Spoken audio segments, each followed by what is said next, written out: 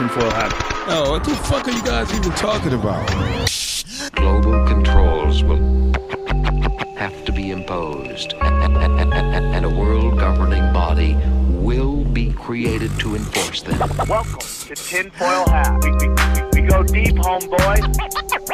Aaron, open your mind. Drink from the fountain of knowledge. There's lizard people everywhere. That's some interdimensional shit. Wake up, Aaron. This is only the beginning. Dude, you just blew my mind. Are you ready to get your mind blown? Good morning, Swarm, and welcome to Tinfoil Hat. You know I am. You know what I'm here to do. I'm here to rock. Joining me as always, Xavier Guerreros, and the ones and twos, Juicy Johnny, Jay Nice, Johnny Woodard, and Ron. Is that his name? Ron's always working. Ron is always working. Ron works harder than everybody else. Nobody's the hardest working guy. Ron was hardest working guy in the world yesterday. Actually, on our last show, or the show that's coming out next. Oh, he actually took your spot. Yeah, he took your spot. He was he was really quick with. Look at it. He's just pulling up all this amazing facts as we were talking. For as hard as you work, he definitely has to be a Mexican. So I'm glad he took it over. I don't think Ron's Mexican at all. No, dude, he's like Latvian. White as fuck. He's Latvian. He's white. Anyways, guys, thank you guys so much for tuning in. We got a great episode for you. We have the one, the only Jimmy Dore joins us. I love him. It's really great to get people from all sorts of the spectrum. We have a fun conversation. I know there's going to be moments where you're like, tell him. I have a plan when it comes to Jimmy Dore. Jimmy Dore, we're going to allow him to discover everything as he goes. And you see at the end, he makes he kind of brings up something he's starting to understand. So we just have this, we gotta help Jimmy. We give little nudges, but we let him discover it on his own because one of the greatest, just journeys from one side to, I think, this kind of common sense middle that he's doing such a great job on. He's got a brand new special out called COVID Lies Are Funny. So we're very excited to have him on. Guys, tomorrow I am going to be in Louisiana. That's right. Baton Rouge. Tickets are selling. We sold a bunch of tickets. Very excited. Grab your tickets now. 2 shows. First show is stand-up comedy. Second show is me just answering questions. A nice little revival for the people. A little comedy revival. And then the following week, next weekend, I am in San Diego at the American Comedy Company. I love you all so much. So just go to samtripoli.com. Everything is there. Videos, you name it. Go to samtripoli.com. Yeah, there we go. Go down a little bit. You can get t-shirts and new t-shirts up all the time. All my premium content's there. I'm telling you guys, I'm 300 subscribers away from 1,000 on Rockfin, on Tinfoil Hat. I'm giving you 3 episodes a week on there. I'm doing deep conspiracy rewinds. I'm doing AMAs and then ask me anything. And then I'm doing only conspiracies there. Plus you get a free Rockfin, and you get, a free Zero, and you get Conspiracy Social Club, 1 episode a week. All that for $15. You are getting so many episodes. It's the best deal. You can not only get my content, you get everybody on Rockfin's content. So go to rockfin.com, put in Tinfoil Hat, click it. You get first look at Broken Sim. You get We Don't Smoke the Same exclusive content. Cash Daddy's Patreon is on fire. I just talked to Howie today. He banked some fatties. If you're looking for a way to invest, you want to learn investing, check out Cash Daddy's new t-shirt as well. We got brand new t-shirts there. We got our Einstein is a fraud t-shirt, and we got new ones going up. I'm making a Super Mario one for everyone as well. So you get that one. Very excited. We have some new affiliates. We got our old reliables that have been crushing it. Gold and silver, Wise Wolf Gold and Silver, hydrogen brown gas. That's a great thing. Harley Ray, crystals and candles, 15% off with the Swarm 15. Then we have my good friend Joel Staley. If you want to learn to lose weight, Okay, if you want to learn to lose weight, Joe Staley's there to help you. He helped me drop 30 pounds, hand to God. Okay. And then we're very excited about our new affiliate. That's right. We have Legal Shield. They're a great thing. We'll get into more about Legal Shield down the line, but they're there. They're a great way to help you with any a lot of your legal issues. So go check them out. And it's for a monthly price. You get a ton of help on a lot of your business stuff, your personal, like if you want to do a will, you want to start an LLC, that's what they're there. Small businesses, help you build a business. Go to some of the stuff that they do, all the different memberships real quick. There we go. Yeah, look at that. Gun owners membership bill of rights. It's all right there. Check out Legal Shield.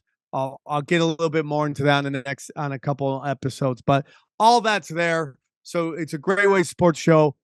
All these things I'm putting up there are things I think people need. All right. I get asked to do affiliate programs all the time. I pick very specific people. So that's it. Nuke Social. If you love Telegram, you can get on Nuke Social, go on Telegram. And then all my free content's there as well. All my free podcasts, like anything audio, you can listen to all 7 of my podcasts. You can watch all my videos on there as well. So, yeah, anything else, guys? Oh, and the 24-hour radio station is there, everybody. 24 hours radio, bang, right there. So, is there anything else, guys? Check out the new Broken Simulation. It's a good one. Yeah, okay. If you're trying to figure out how my EDC weekend was, it's on the Patreon at We Don't Smoke the Same. It's fun. For an extra $5, you get to see the fun I had. Check it out, guys. Enjoyed this episode with my good friend, Jimmy Dore. We go deep, homeboy. Aaron, open your mind. Drink from the fountain. All right, very excited for today's episode. This is one of my favorite people. He's one of the people always ask, where do you get your news from? This is one of the guys I get him from, a reliable source. Okay. Know the man personally. I'm a huge fan. We'll get into. He's got a brand new special out. It's at jimmydore.com. Please welcome to the stage or to the show. Excuse me. Jimmy Dore. How are you, Jimmy? Hey, let's hear it for your MC. Yeah. Hey, try the ribs, everybody. His special is called COVID Lies Are Funny. Welcome, Jimmy. COVID lies are funny. I laughed all the way through it. Well, Jimmy, here's the whole thing. Like, I gotta be honest with you, man. I've been blessed to gig with you many times, and I remember the last time you had me play with you at Flappers. It was fun to sit down and watch your buddies work, and I got to sit there and watch you work, and I was really blown away because once you become a headliner, it's very few times you get to watch your friends work in their crowd, in their environment, because we're always on the road, we're headlining ourselves, so we don't get to watch our friends work all the time. So I got to sit down and watch you work, and I gotta be honest with you, man, I was blown away. It was very much Carlin-ish. It was very much Bill Hicks-ish, and those are guys who had humongous influence on my act. You might not know based on all the dick jokes I do, but they really did influence my act. And I got the same vibe when I was watching you. So I just wanted to send you your love and respect for how funny your special is, man. So can you tell us a little bit about it? Well, hey, thanks for saying that. That means a lot. It really does. Those two guys were my biggest influences too, comedically.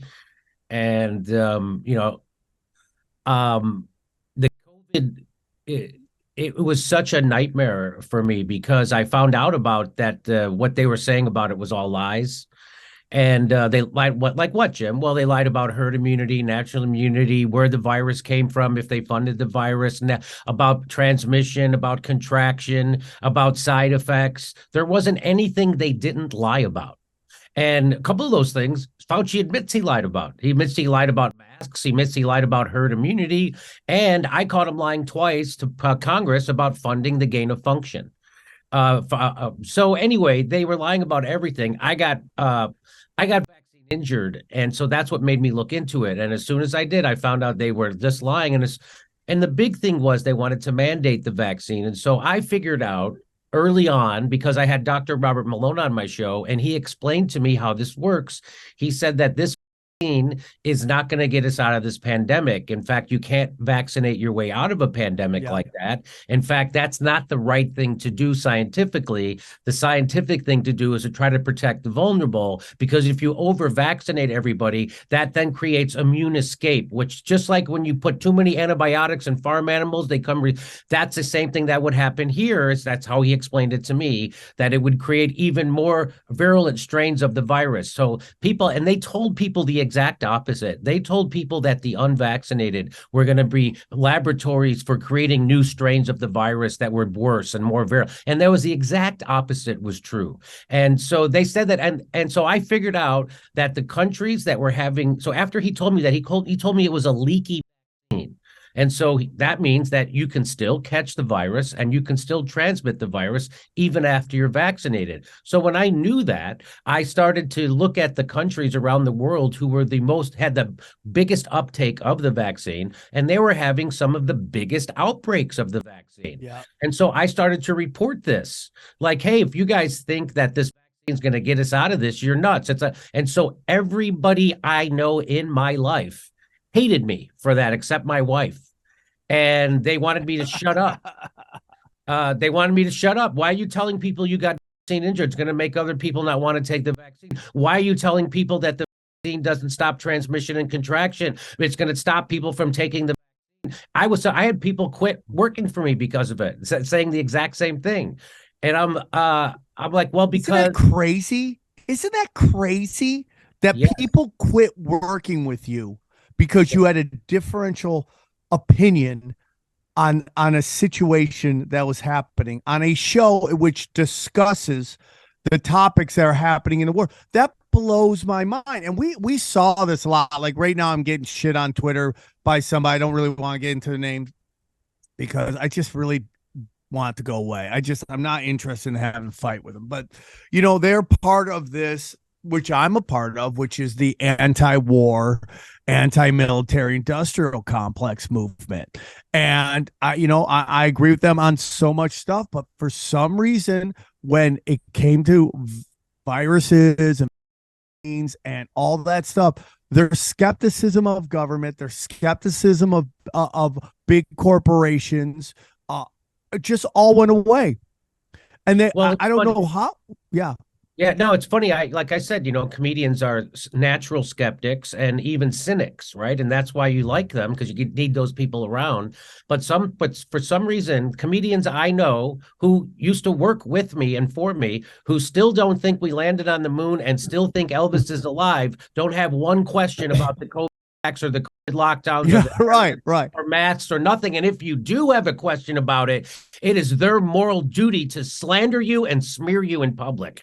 That's how they feel about it. It's the craziest thing. It's like they know that the big pharma are the biggest murderous criminal corporate motherfuckers in the world, and they know government are corrupted and bought by those same criminals, but somehow when they come together, they make beautiful babies. We all know the Dallas Buyers Club. Do you know who the bad guy in that movie was? That bad guy in that movie was Dr. Fauci, because he did the exact same thing during the AIDS crisis as he did during COVID. He suppressed the cheap natural remedies and early treatments over some drug that was approved, like AZT or whatever he could get, that made somebody money. He killed people then. He killed people now. Dr. Fauci is a mass murderer, and I know it. And he's also a liar to Congress. He did it twice, but you'll never be prosecuted for lying to Congress if you lie at the behest of the establishment, which is why Clapper didn't get prosecuted when he lied about surveillance on Americans, and why Dr. Fauci's not going to get prosecuted when he lied about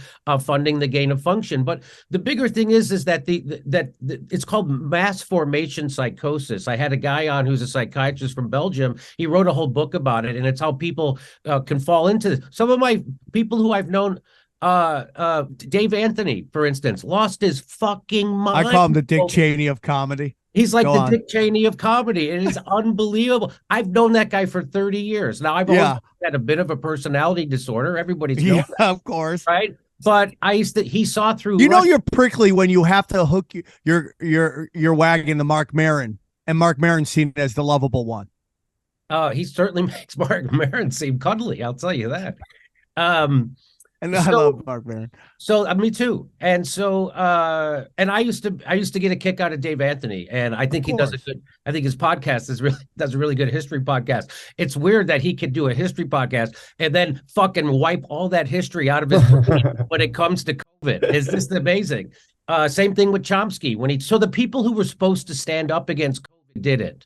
Like the people who were the activists, the leaders in the communities, the artists, they didn't. They did the exact opposite. Even Chomsky. Chomsky said that the people who were unvaccinated were trying to kill him and that they should be separated from society. And when he was asked how would they get food and water, he said that's their problem. So now there's guys. So now that's why it fell on the shoulders of people like jagoff pothead comedians like myself to tell people the truth about COVID. Because people didn't know that the truth was being censored. They didn't know that the leading doctors and the leading scientists were being suppressed because of the big pharma. They had no idea that was happening. And so it was, again, someone who worked for me they told me to stop talking about COVID and the vaccine because they knew somebody who was 71 years old and a woman died from COVID. And I'm like, did she have diabetes, high blood pressure? Was she 100%? And was she obese? And was she died from the fucking flu anyway? Now we find out from now Israeli data that now one healthy person under the age of 50 died from COVID in Israel. Not one. Okay, so this was always a lie. The average age of death from COVID is 82 years old. That's older than the life expectancy. So it has a 99. That's amazing. Death has a better ability to kill than COVID does. That's crazy, right? So here's the thing that I've learned. You know, I love watching your journey because you're such a smart human being, and what you're starting to understand to me is something that I learned very early into my journey into what some people call conspiracy. I just, for me, it's like learning the uncomfortable facts of the world. And that is the difference between intelligence and smarts. There's some really intelligent people out there that aren't very smart. That's right. They know all the rules to everything, grammar. They could write you the most beautiful script that is like every word is pinpoint accurate. They could not tell you how the world works on a street level. They couldn't tell you how the real world works because they've been insulated from it forever. They were born to the best schools. I mean, they were born in the best hospitals, grew up in the best gated communities, went to the best schools instantly, went to the best colleges, got the best internships, and they were just juiced in. And I'm starting to learn in my journey to understanding how the world works is that we have basic needs in our life, and food, shelter, clothing. And one I've discovered that they never tell you about is purpose. We really need purpose in our life. And if we're not born with struggle, we search out struggles. And a lot of times we like to find other people's struggles. So we take this, such as, all the burning down forever of everything in the name of, justice and all that stuff. And, at the end of the BLM rallies, I used to play a little game called Find the Black Person at the BLM rally. And it was all like white chicks with their fists up looking like a weird yoga class, right? So, I mean, that's what we see. So it's like, people could be the smartest, the most intelligent people where they could have this deep discussion on like film and all that stuff. But then when you ask them like, hey man, here's this history of this group of people running this exact same game plan, they just cannot compute it. They can't connect to it. And they just have no emotional experience in understanding that. And it gets deep into like how they just drill into us like scientists. You cannot question scientists. So a lot of these people are atheists. A lot of these people, they're what it's something called dead materialists. They're into dead materialism, which is fine. We could get into why people get into that. But they mock people of faith. But like in reality, like you really have faith in science, and faith is belief without evidence, right? Where you're like you're talking about a scientific site that really, in reality, you've done no research into who is funding that research, what was the actual results of the study. I mean, are they telling you what the truth is, or are they manipulating it so that it fits the narrative that the people who funded the study wanted? So it's very interesting. All right, guys, I want to tell you about our friend James McMahon at Copy My Crypto. Go check out copymycrypto.com. Let me tell you about Copy My Crypto. Listen, everybody, we've seen so many people making ridiculous money in crypto, but did you know it's easy for you to do the same? The Copy My Crypto membership site shows you the coins that YouTuber James McMahon personally holds and allows you to copy him, okay? It's like having a big brother who knows what he's doing. You don't need to know anything about crypto or how to invest. You simply do what he does. So let me tell you about James. He runs Crypto with James YouTube channel, which despite heavy censorship has over 26,000 subscribers. Since 2020, he's told his viewers to buy 26 crypto coins. Had you put in $100 into each one, it went on to be worth $120,000. Of the 26 coins, his top pick of the year, a coin called Phantom, went up 692 times from when he said. That one call retired a number of people, including guys in their 20s and 30s. Remember, this is all public knowledge. You can go to YouTube and verify for yourself. So if you'd like to join the 2,800 members who copy James, then stop what you're doing right now and head over to copymycrypto.com/TFH. That's copymycrypto.com/TFH. That's TFH. You'll not only find proof of everything I've said, but my listeners gain full access for just $1. Once again, that's copymycrypto.com/TFH. The recession is here, guys. You can suffer like everyone else or choose to thrive. James is a real deal. Go visit his site now. Well, isn't it interesting to see comedians over and over do jokes shaming people for trying to get informed about taking an experimental medical treatment called the that had never been used before in human beings, and if they were trying to get informed about it, they were shamed. They were told to stop doing their own reading. They really, you saw comedians. What they would say was, please don't do your own research. I saw comedians on stage on their fucking specials saying shit like that. How bad is that going to age, right? And so the whole idea, doing your own research before COVID, what I say is that used to just be called reading. And so now comedians were wagging their finger at people and shaming them for literally reading and trying to get informed. You wouldn't, like, I woke up in the middle of a Bill Hicks bit. Well, looks like we got ourselves a reader. Tell me, what you reading for? Don't you know everything about the COVID vax that needs to be readed? I'll bet he been readed by a smart person. So that is really, and you wouldn't tell that to anybody else, no matter how unimportant the issue was. You wouldn't shame them for trying to get informed about it. You wouldn't go, hey, I'm going to go buy a car. Don't look into it. Like, well, how will I know what kind of car to buy? Ask the salesman. He's the expert. What are you, Henry Ford? So now I see comedians who used to do those jokes on there. I saw a comedian the other night in Hollywood. On his special, he does this joke.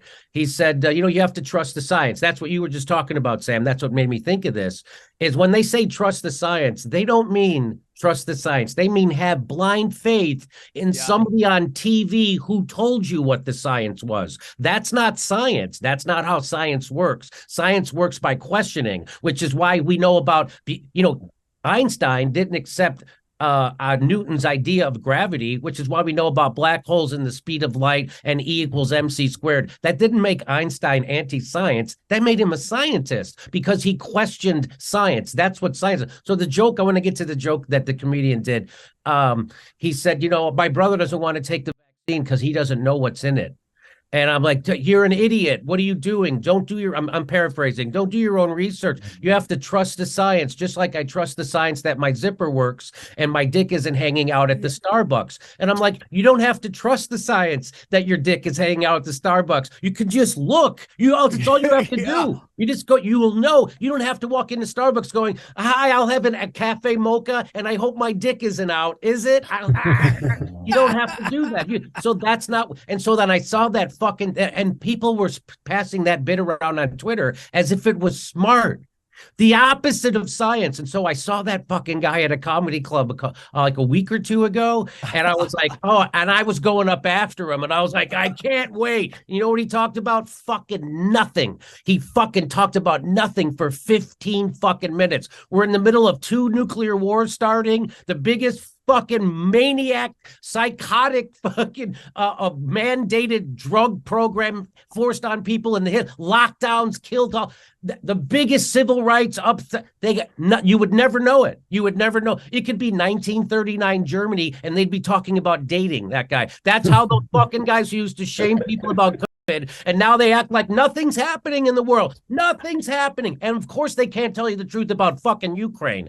That's the thing that kills me about Jon Stewart. Jon Stewart told the truth about where the virus came from on Stephen Colbert. Did you know he got excommunicated from fucking shit-lib polite society because of that? He did, and that's why he ended up pinning, and he'd been trying to get back in good graces of the shit-lib Hillary voters ever since. And that's why he did an interview with Condoleezza Rice and Hillary Clinton and didn't ask him one tough question. He gave a tongue bath to fucking war criminals of the highest order, and then he pinned a medal on a Nazi at fucking at Disney World. That's real. It got talked about on Joe Rogan twice, so you know Jon Stewart knows people know about it, and he will not address it, nor will he ever tell people the truth about Ukraine. Fucking ever. He did a thing on. He brought on 3 of the biggest liars about to question. He started off by saying questioning the is good. Well, he started off by saying, I think the greatest thing in the history of he did all that shit. He doesn't know fucking anything about anything, and he brings on 3 hacks to fucking talk about the instead of bringing on Dr. Robert Malone or Peter McCullough or anybody or Dr. Pierre Corey or somebody who has a counter narrative. How about you bring on, just like they used to make Phil Donahue, you had to bring on 3 pro-war people for every 1 anti-war person. Remember that? Why didn't Jon Stewart do that? Just bring on 1 person. Just bring on Dr. Robert Malone to talk back to those ass fucking wipes you got from the New York Times and the Mayo Clinic. Anyway, I could talk about this for everybody. No, and this is a great point, Jimmy, because, you know, I think that you are a lot like me. Obviously, your show is so much bigger because it's so good. But, you know, what we're seeing, we're of a certain age. I'm in my 50s. I think you're in your 50s as well. And, you know, we have a lot of people that we've kind of, a lot of our friends we met in our early 20s, our mid 20s that we've grown old with. And we were very politically aligned for a very long time. Yes, and then 2015 happens. And, you know, me, I started out as this show was based off of, and to be honest with you, Lee Camp talking about what was going on with Bernie Sanders and the Clinton and Hillary Clinton. And I started really like following this. I'm going, oh my God, you guys are talking about exit polls and all that. And I think in 2015, a lot of people call it Trump derangement, but I personally believe it's that, like, Hillary destroyed the 2-party psyop. That there were 2 parties, Republicans and Democrats. The Republicans were for the establishment, and the Democrat was for the little people. And what Hillary did in this selfish attempt to grab power is she annihilated that. She annihilated that there's that they're not 2 wings of the same corrupt bird, because we just saw all this corruption from the networks, all the networks, whether they were right or left, running to Hillary. You know, we see emails where she's picking who she's going against. And, you know, you were somebody that brought up that I remember you discussing about who funded Bill Clinton early days, which was the Koch brothers, to bring Hillary, the Clintons back into bring the Democratic Party central. And for me, it's all George Bush death cult. We can get into that if you want. But what you're really talking about is friends of ours, whether they're big names. I'm not friends with Jon Stewart, but in that realm of people that were making money off of political discussion when it was this side's blue, this side's red. They don't meet in the middle. And if you're for the blue, you're for the little guy. And if you're the red, you're for the, you know, the establishment. And Hillary annihilated that. The Clintons annihilated that. And then you realize that they're all part of the same people. But people our age can't come to grips with that.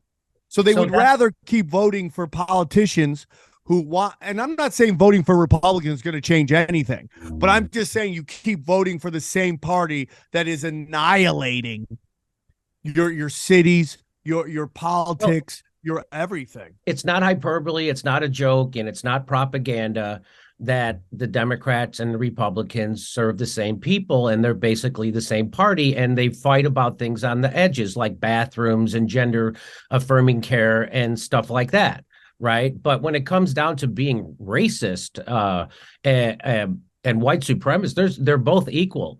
Joe Biden is the guy who said he didn't want his kids to grow up in a racial jungle. Joe Biden is the guy who's responsible for the crime bill, which is why black and brown people believe it, dude. And he bragged about it. He said, we do everything. We give the death penalty to everything except for jaywalking. And he laughed about it. He bragged about it. That's who Joe Biden is. Joe Biden is the reason why you can't get out from underneath your student debt through bankruptcy, because he serves the bank. Joe Biden was against gay marriage until 5 seconds ago. I mean, and Joe Biden just crushed the railroad union strike. So that is the literal definition of fascism. A lot of people like to call their political opponents fascists today, but I'm just going to tell you what the definition of that fascism is: when the corporation and the government come together to screw the worker and the citizen. And that's exactly what happened in that railroad strike. Right now, Joe Biden's got his minions out there bragging that we're paying, seriously, that we're paying the health care for teachers in Ukraine right now, as those same politicians crushed a union strike for railroad workers to get sick days. So we're screwing our own people as we're paying the health. And the reason why we're doing that is because of 100% corruption. And that's what I try to tell people. They think the Democrats are good, or Joe Biden's a nicer guy. Joe Biden's a murderous maniac, fucking enemy of the worker, and he always has been. And this same thing with Hillary Clinton, and same thing with Bill Clinton. The reason why we're in this shithole isn't because of Republicans. We're in this because Democrats became Republicans. Exactly right. Thanks for reminding me of that. Bill Clinton and the Democratic Leadership Council, with him and Al Gore founded, was funded by Koch brother money. They put Koch brothers on the board of the Democratic Leadership Council, which is why Ralph Nader ran in the first place, right? And Ralph Nader was the guy who said the only difference between a Democrat and a Republican is the speed at which their knee hits the floor when a donor enters the room. And that and that's still, it's even more true today. And the reason why, and again, I'm no Donald Trump fan. I'm a lefty. I want Medicare for all. I want to end the wars. I want a higher minimum wage. I want free college. I want so you see, and I'm for totally reworking the way we do police in America. So I'm not a righty. I don't vote Republican. I stopped voting Democrat in 2016. Okay. Yeah. And I'm not, but what they're doing to Trump, if you look at what they would be doing to Bernie Sanders, right? So they said he was in. So by the way, the Durham report came out and concluded that Russiagate was a hoax, 100% hoax. And that was another reason why my old friends in Hollywood hated me, because I debunked Russiagate from the start. I had Bill Binney on my show, and he said it was definitely not the Russians who hacked the DNC server. He was the top code breaker for the NSA for decades. And I had him on my show, and he explained to me how if the Russians had broken into the DNC server, there would be these traces, but there aren't traces. And he said, so that means that they didn't do it. So I knew Russiagate was bullshit from the start, right? And so plus I also knew the truth about Julian Assange. So all these things, regular people that you just talked about, the people we've known for 25, 30 years in Hollywood, they don't know any of this. All they know is what Rachel Maddow tells them on TV. And Rachel Maddow is just as big a liar about war and all that other stuff as Tom Brokaw and it was. I mean, they all are liars. You don't get the reason why Tucker Carlson got fired. He didn't get fired for lying. He got fired for telling the truth about the Ukraine fucking war and the Syrian war. And then he started telling the truth about how Big Pharma corrupts the news business, and they got him out of there. They didn't fire him for lying. They didn't fight anyway. So the reason what I have to explain to Bernie Sanders supporters is that what they're doing to Trump, they would be doing to Bernie Sanders and his supporters. The way what January 6th was to demonize and criminalize a political movement. That's exactly what they would have did to Bernie Sanders. They had already said Bernie Sanders was being supported by the Russians, and he's such a cuck. He went along with it. He didn't push back against that. And I go, so anyway, so they did that to him. And then they also said that his followers were misogynists, they were sexist, they were racist, and they were violent. They were doing stochastic violence online. They did all that stuff to Bernie. And that was before Bernie grabbed power. Could you imagine what they would have did to Bernie if he had grabbed power? And so, well, they would have probably went into his closet and found some documents. They probably would have did that. I think they threatened his wife, bro. I think because if you kind of remember towards the end, there was discussion like, oh, is there a scandal out of the school that Bernie Sanders won? That's what this is. They have zero problems with not only just making stories up. I mean, all these convictions that happened with the Trump Russiagate. There's people. None of them had to do with Russiagate. None of them. They were all scumbags from the past. It's like one guy, the Madford or whatever his name was, the one guy that went to jail. I forget what his name was. He literally was like working for the Clintons when he didn't register as a foreign agent, but they tried to sling it on him. So that guy got put in jail, not for anything to do with Russiagate or the Trump campaign. It was because he didn't register as a foreign agent. And the joke about that is that that's very common in Washington, D.C., that they don't register as foreign agents. And so that was a selective prosecution. 100%. Hey guys, I want to tell you about our friends at Mood. That's right. Mood, federally legal forms of THC extracted from hemp plants. Let me tell you a little bit about Hello Mood. Mood puts an end to the guessing game. It's a 100% federal legal Delta 8 and Delta 9 THC you can have shipped straight to you. No doctors, no waiting, just affordable, legal THC for a limited time.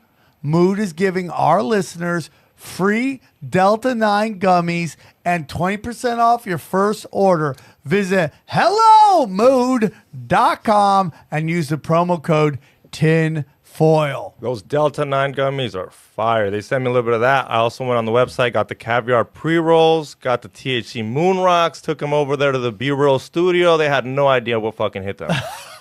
It was, they were like, where'd you get this? I was like, don't worry about it. Use promo code TINFOIL.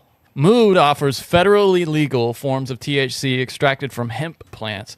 The experts at Mood have tested and tailored different strains for specific needs. If you want energy, they've got that, creativity, focus, other moods such as euphoric, erotic, sleepy, chill, social, and body soother. They've got all of that and plenty of versatile products that go with whatever mood you're going for. They've also got great tasting gummies, classic flower, convenient pre-rolls, and so much more. All right, so here's what we want you to do. If you're ready for a good time without the guesswork, order your THC products from Mood today. And for 20% off your first order of free gummies, go to HelloMood.com and use the promo code TINFOIL. That's HelloMood.com, promo code TINFOIL for 20% off your order and free gummies.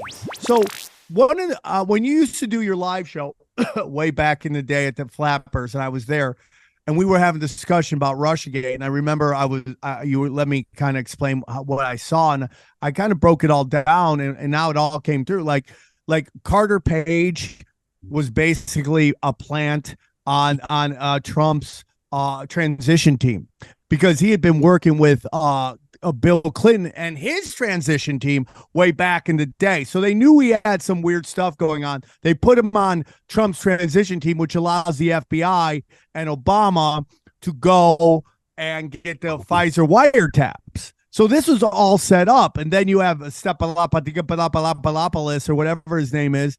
You have Stephen Hepler or whatever his name was, the one spook who was spied on Jimmy Carter for Reagan and Bush Sr. he was the guy who was trying to get Stopalopoulos or whatever his name is to go and meet with the Russians. So this was all planned from way in the back. And this is the whole point of this little rant is that Barack Obama was spying on an elected president. So everyone lost their mind on Nixon and what happened in Watergate. We can get into what actually happened there, but this is 10 times worse. This is Trump had already won the election. They were trying to figure out some weird way to get Trump out in some Hail Mary pass that Hillary would step in, which makes no sense at all. So the question is why? Why are they so afraid of Trump? Trump was one of them. He's a billionaire. He's part of their social circles. They all went to each other's weddings. They all golfed together. Their kids are all friends with each other. Why? Right? They gave him a television show for 10 straight years, if not longer, on NBC. Right? The establishment loved him. They gave him a Comedy Central roast. They put him on Saturday Night Live. They loved Trump. Why? So why? It's because the establishment knew they couldn't control him the way they control other politicians, which is 100%. So Barack Obama got more money from Wall Street than John McCain did. They knew they could control him. Barack Obama worked for a CIA cutout before he became president. They knew they could control him. Barack Obama's entire cabinet came from an email from Citigroup. They chose his cabinet. And the reason we know that is because of WikiLeaks. And that's why they want to kill Julian Assange, not because of anything else. So what was my point about this? My point about this was that when they knew they could control him, there was no difference from Barack Obama to George Bush. I know that sounds crazy to people, but Barack Obama was a continuation of George Bush. He was not. He gave us a right-wing healthcare plan. He invented those cages. He deported twice as many Hispanics as Donald Trump did. He used the Espionage Act to prosecute journalists more than all the presidents combined before him. So they say Trump was anti-journalist. It was Barack Obama who actually was, but he gave a pretty face to all that stuff. And he took us from 2 wars to 7. Barack Obama kicked 5.1 million families out of their homes while he made sure the bankers got their bonuses. Barack Obama dropped more bombs than George fucking Bush. So that's who Barack Obama really was, right? But on the face, he could play to the cameras. It was perfect.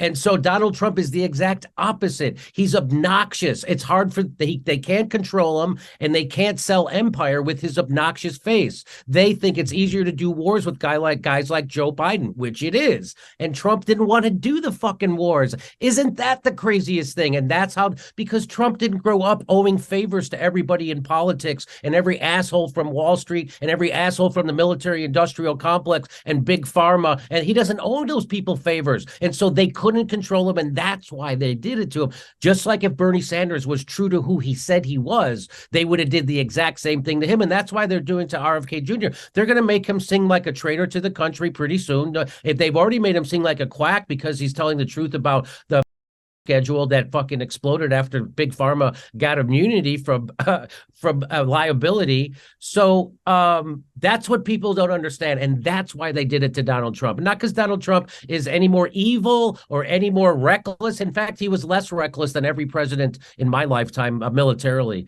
And he killed less people. And he didn't want to, he ran on getting our troops out of the foreign countries. And they don't want that. If you look at a globe, it's unbelievable. It's like a joke. We've encircled the globe with military bases. We have 400 military bases surrounding China since the Korean fucking war. And we have somehow turned those people into the aggressors. And Tucker Carlson started to tell the truth about that shit. And that's when you get fired. That's 100%. And if you study Barack Obama, it wasn't just like, he's just a senator from Illinois who just wants to make change. I'm like, his grandfather is like a 10th cousin. I know it sounds crazy. You're like 10 he's a distant cousin of George Bush Sr. They together built the CIA. And if you study who Barack Obama and the Bush's first common ancestor is, it is a Hinckley. The Hinkleys are the connection between the Bushes and the Obamas. And if you look who took, Ronald Reagan was on the job only a couple weeks before they tried to take him out. And there's a picture of George Bush on a plane just smoking cigarettes going, what's going on? Did we hear anything? Did we hear anything? After his brother or his cousin had dinner with the Hinckleys the night before. So it's like, this is like, I get into this, like, we can sit down. And I always said this to people. Do you want to have a real discussion on the things that that Donald Trump did wrong? None of it's being a racist. None of it's being misogynist. None of that stuff. We want to have a real discussion about what he did. He he violated the First Amendment with his EO on campuses when he said that boycott, divest, sanction couldn't have protests on campuses. He sent weapons to Saudi Arabia to help annihilate the Yemen. He put BlackRock in charge of the centralized bank of America, the Federal Reserve, and he gave Bill Gates $10 billion. I mean, there's actual things. So here's for me what Trump represents, and that is that Trump is just he's a crime boss to me. And it's kind of like when we think about like Chicago and politics in Chicago, it's just crime families fighting crime families for control of the purses. And if you kind of take a look at who Hillary represents and her connect, I mean, like, I do this thing on Rockfin where I do what I call deep conspiracy rewinds, where I go back and watch like old footage from like the past that that really stands out. And one of the things I wanted to do a rewind on was the debate between George Bush Sr.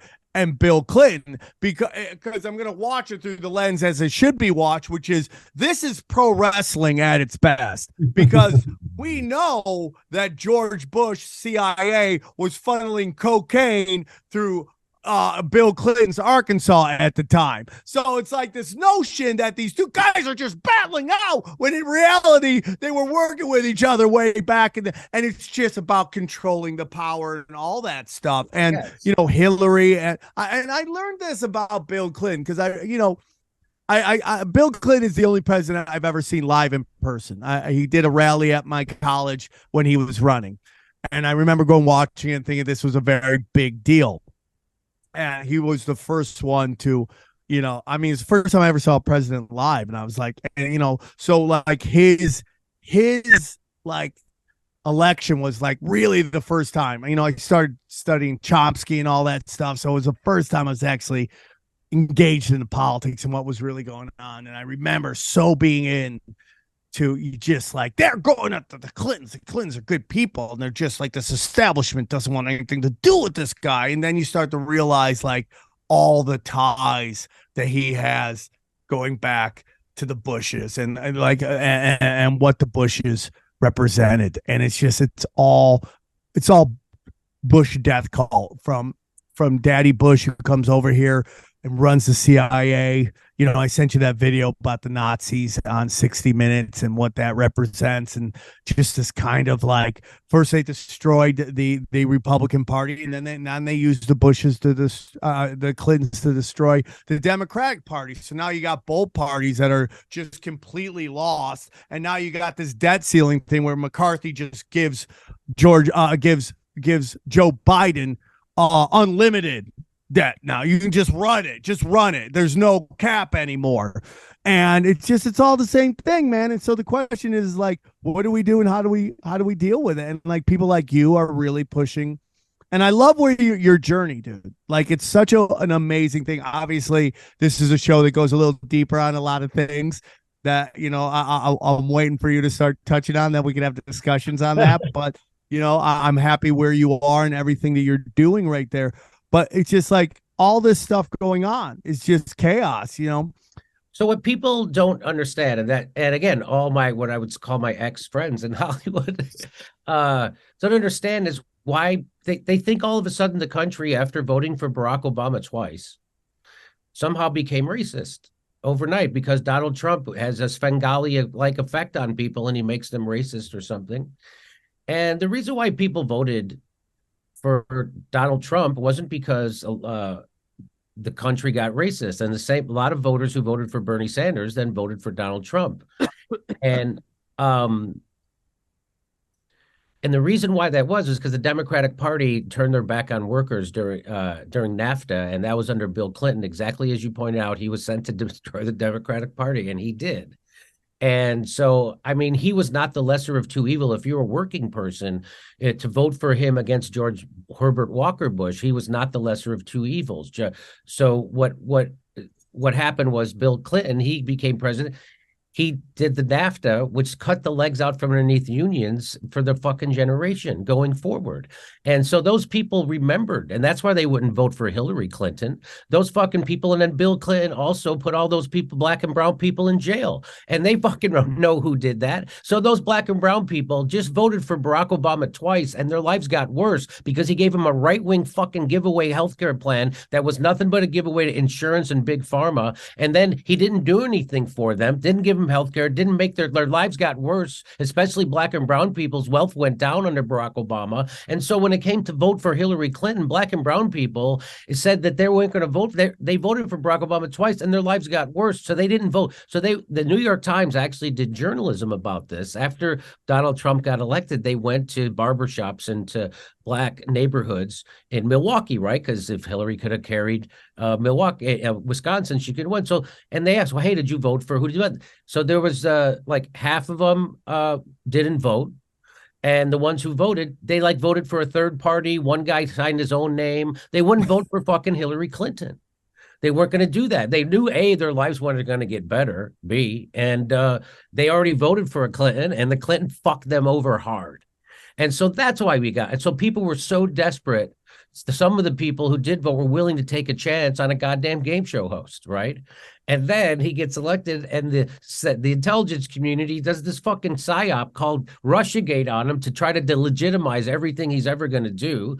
And now it didn't work all the way. And now it turns out that the Durham report and the Mueller report said that it's all bullshit. It was all made up. In fact, the Durham report went even farther and said that it came from the Hillary Clinton campaign, and that Russian intelligence actually picked up that Hillary Clinton was going to can come up with a story to tie Donald Trump to Russian intelligence and smear him. Russian intelligence picked up on this. American intelligence picked up on Russia. It's picking up on that. And guess what they did? They briefed Barack Obama on it. So Barack Obama knew that Russiagate came from fucking Hillary Clinton all the time, too. And you know who else did? The FBI. And the FBI concocted it. They lied to the FISA court. Of course, they lied 3 fucking times to get a warrant on Carter Page. So then they could do a 2-hop. You know what a 2-hop is? What's so a 2-hop? If you get a warrant from the FISA court, to tap someone's phone, you can now you listen in on their phone, plus anybody they talk to, plus anybody they talk to. It's called a 2-hop. It's fucking Bill Binney. That's some RICO shit. It's called it. So when Trump said they were spying on him, they fucking were. So when they got that FISA warrant for that one guy on the Trump campaign, then they could fucking listen to all. And think about this, Sam. Think about this. They were listening, and they still couldn't find a crime to fucking get him on. You know what? You know why it took them so long to impeach Donald Trump on that bullshit thing they impeached him on? Because they couldn't find a crime that he was guilty of that they all hadn't committed to. No, 100%. And so what happened to Hillary also is like people wanted this big movement right now by the establishment is to get you not to believe your eyes, your ears, or your experiences in life. And what they were trying to convince us through these fake polls, and that they destroyed polls. Their polls have no credibility, is that Hillary, who's doing 50 people in a lunchroom, was out polling,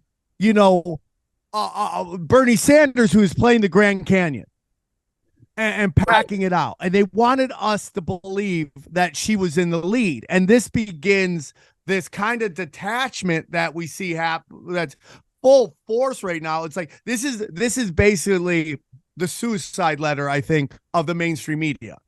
is this detachment from reality where they're reporting on something that everyone is going, it's the emperor's new clothes, right?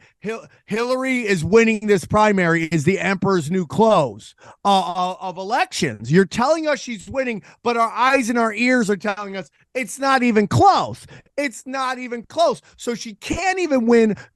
They stopped doing exit polls because of this. Because exit polls were like, she's getting her dick kicked in. She can't win this thing.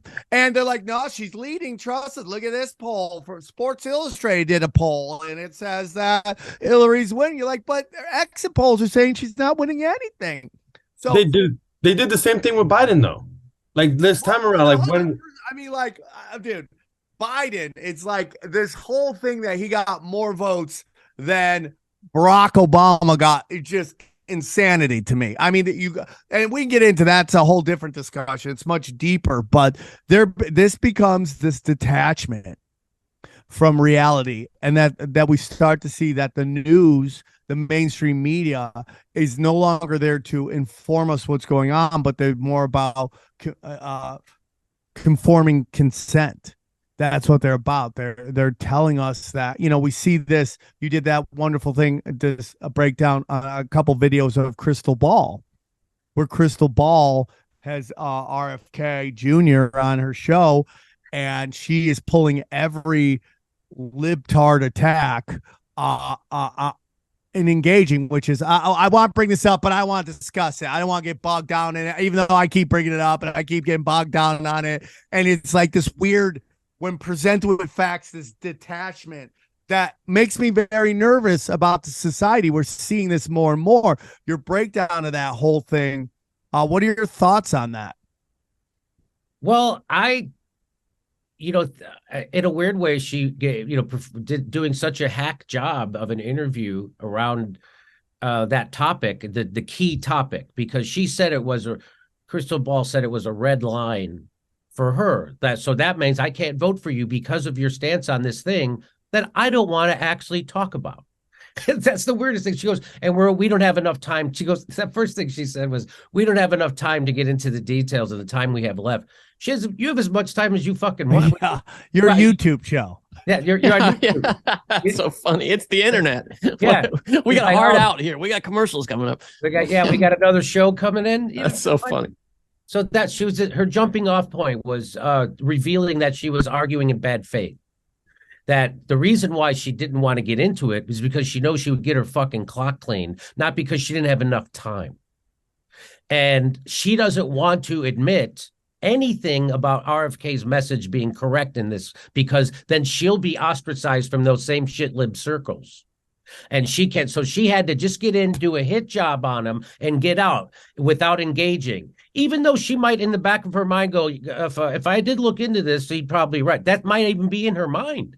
And she doesn't want to know, just like she didn't want to know the truth about the vax or lockdowns. Well, she was also invested in the companies that make money. It's unbelievable to me when you broke down all the investment she has. But that was a real soft moment for them, and for her for sure. And so I don't, I have a personal grudge because she and Kyle lied about me and did and treated me very shabbily, to say the least. Kyle did 2 videos where he said he spoke for her. So that's why I say that, because he lied about me and that fake hashtag Me Too that got thrown at me. And then he lied to such a lie, such a transparent fucker, that his own audience ratioed his ass on the video. And then he had to do another video about it, talked for an hour. He got ratioed again by his own audience for being such a bullshitter on it. So I just want people to know that's my personal, so I have a personal bias when I'm talking about this, but fact check everything I'm saying. And if I'm wrong, I'll gladly. Yeah, I always say that about this show. How do you feel about the co-host, Songer? Is he a little bit more in the middle? Because he seems a little bit more. Songer seems like a very affable guy. I disagree with him on a lot of things. That doesn't make him a bad person. That's the whole point, right? We're supposed to be able to disagree in an honest, authentic way. So now we have this whole situation here with this debt ceiling. I mean, America seems like it's just crumbling right now. But the question is, like, how much of this is real? Not that crime isn't happening, but do you ever get the feeling that social media is like just black magic in the sense that it is just, yeah, we never in the past, like if someone got stabbed in Milwaukee, right? We never heard about it because that's a Milwaukee issue. Now it's Twitter, it's getting pushed to the front, YouTube, everybody's talking about it. So it's happening right in the middle of your situation. Everything seems to be a culture war to raise your anxiety, get you upset, think the world is crumbling around you, and to almost manifest for you to demand that they come and save you. Do you ever get into the spiritual side of all of it? Any of it, Jimmy, in that sense? Well, there's so many things I want to say, but the first thing I want to just remind people that in case you doubt what I said earlier about how the reason why we have Donald Trump and the reason why we're talking about gender affirming care in bathrooms and all these things while people still don't have health care is or a living wage and people are living under every bridge and is because both parties turned their back on the working class. And that's a fact, right? So now they have to fight over these things on the edges. And in the 2016 election, Chuck Schumer, I played on my show all the time. He was asked about, hey, you guys don't have a message for the working class. Why are you seating blue collar people are going to Donald Trump? And he's like, that doesn't matter. For every blue collar worker we lose, we're going to pick up 2 and 3 white collar suburban voters. So now the Democrats have become the party of white collar suburban voters. That's supposed to be the Republicans' constituency. So now nobody's representing the blue collar. So a con man like Donald Trump comes along and blue collar people are desperate enough to take a chance on him. I interviewed a Waffle House cook from Virginia, Nick Smith, and he told me, he goes, hey, we all know that Donald Trump's a loudmouth Yankee who should have had his ass kicked a long time ago, but at least he's promising us something, and she's promising to close down our mines. And so what are we supposed to do? And that's where so what are they supposed to do? And so that's what happened. So just in case people doubted that the Democratic Party had turned their back on the blue collar, Chuck Schumer, the head of the Democrats in the Senate, admitted it on camera, bragged about it, that they had shifted from being a party that represented blue collar workers to a party that represented the college elite suburban. So just so you know, and that's why we're in the position we're in right now. And that's why the biggest voting bloc in America are the people who don't fucking bother to vote because they know it doesn't matter. They're going to get punched with the left fist or the right fist. I voted for Joe Biden because he said he's the strongest union president in the world. And then he crushed a goddamn railroad strike just because they wanted sick pay. So just in case there's any doubt left in people's mind. Now, getting back to what you were just asking me about social media, and social media is like a negative superpower in a sense that, for instance, I wouldn't know about most of the shitty things my old friends in Hollywood have said about me during COVID and Russiagate if it wasn't for social media, right? They would just be saying that to each other behind my back. And then when I'd see them, they wouldn't say it to my face and I wouldn't know. And I wouldn't have hurt feelings and I would feel better. But like social media gives you this fucking negative superpower to hurt your feelings, right? It's the words to hurt you. Do it to yourself because I don't want to hear it. So anyway, I have stopped checking my mentions, right? So I did that for a long time. And I'm going to start doing that again because certainly mental health is not helped by social media at all. It's the word, it brings out everyone's shadow, which gets me to Carl Jung. Now I used to be a Sam Harris atheist, right? I was one of those guys for sure, because I grew up Catholic. So I had a lot of that resentment towards religion, and I equated religion with spirituality. I was always spiritual in a sense. I would, but then I just got into Carl Jung. And so I did realize that, I'm much more spiritual. So Carl Jung, who was this famous psychiatrist, and he came up with this concept of the shadow self and this collective unconscious. And I've experienced, for lack of a better term, I've experienced God in my life, right? In real and like undeniable. So you have to be open to it. And you have to know where to look, and it's inward. God isn't external. So that's just a bad term, by the way.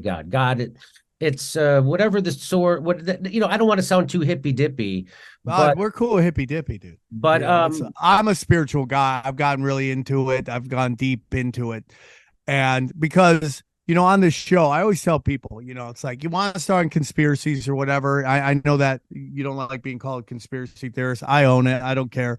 But if you want to start JFK, and then you start working your way from there, and you start realizing there's groups of people conspiring, and then they keep going deeper and deeper, and then you start going, what else are they lying to? Hidden history. Hidden history is a giant thing, a big problem. They don't want you. This whole thing about listen, man. Is there a big deal that the mermaid is black? Is it by itself is a big deal? It's not. It's a fictional character. Who cares? But when we start to watch this thing start happening where everything gets turned on its head all the time, everywhere, every single thing, you start going, is this happening naturally? The answer is no. Then why is it happening? And we see this. You saw it happen in Russia with the Bolshevik Revolution, and we start seeing this kind of thing where they don't want you and your grandparents or your children to have the same kind of information, because it makes it really hard for the older generation to help the younger generation to get a head up on their life. You can't pass down knowledge if everything you know is different from what the next generation knows, and we just see this all the time. So I've gotten to a point, Jimmy, this is Sam speaking here, where I am 355 degrees from where I started this journey. And what is that? That I start going, man, how much of everything that I'm seeing on social media in the news is some intelligence operation? Like, how much of this is just, and we start getting into the Whitmore kidnappings, January 6th, now like 9/11, the hijackers, if that's the story you want to believe. We know at least 2 of the hijackers were CIA. We know that now. We know that there were hundreds now, that they admit that there were hundreds of cops, whether it was Metro Police, whether it was Secret Service had 100 people in this January 6th, they're now admitting, right? So we know this is not some crazy, this is how this works.